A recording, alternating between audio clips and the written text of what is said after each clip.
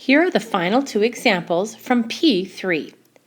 In that first product, we have 3x plus 2 to the third power. That means there are technically 3 parentheses we should be multiplying. And this problem is similar to one of the problems on your worksheet. If you write it out 3 times, the process of foiling them all together would be to actually pick 2 first and just foil like we did on those prior examples. So we'll do first, outside, inside, and last. 3x times 3x would be 9x squared. 3x times 2 would be 6x. 2 times 3x is another 6x. And 2 times 2 is 4. That would give us 9x squared plus 12x plus 4.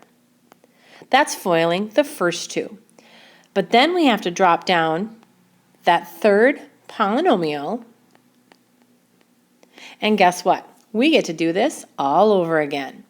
We'll take everything in the 9x squared, 12x, and 4. I'm going to foil the first, foil the middle, and foil the last. So 9x squared times 3x would be 27x cubed.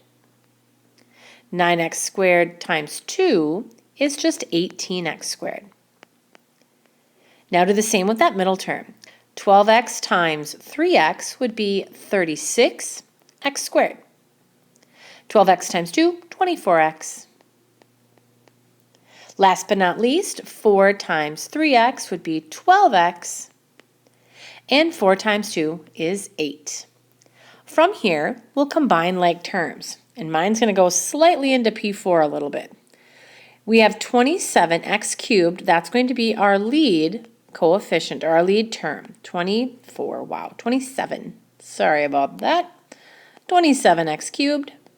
That term is done. Then we have 18x squared and 36x squared. They're both positive, so we'll add them together. 18 plus 36 is 54, and that's x squared. Both of those terms are gone. 24x and 12x would be positive 36x, gone and gone. And our constant at the end is 8. If you have a function to the third power, you should have a cubic term in that final answer. Here's another kind of crazy supersized FOIL. Now instead of 2 terms in each parenthesis, we have 3.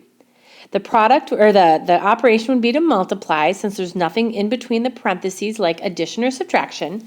This is going to be another example of a FOIL.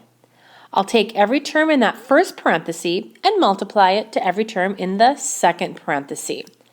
Since we have 2 different variables, we'll be careful when we combine like terms. I'll start with the x in that first parenthesis, and I'm going to multiply it to everything in that second parenthesis. That would give us x squared plus x times y plus 2x. And then I'll do the same thing with the y. Start here and go to every term.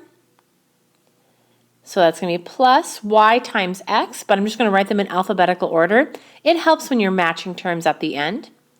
Y times y is y squared, and y times 2 is 2y. Last but not least, let's take that negative 2 and distribute it to all 3 of them.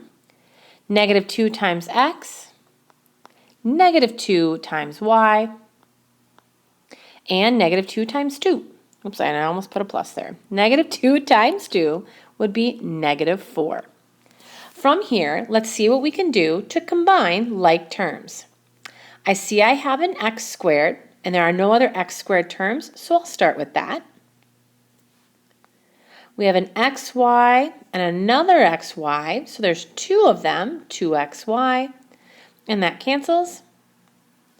We have a positive 2x and then a negative 2x, so they just cancel out. There's a y squared, no other y squared terms. That's gone. Positive 2y, negative 2y cancels. And our constant at the end would be minus 4. And there's another unique form of foiling. You now have all of your notes for P3.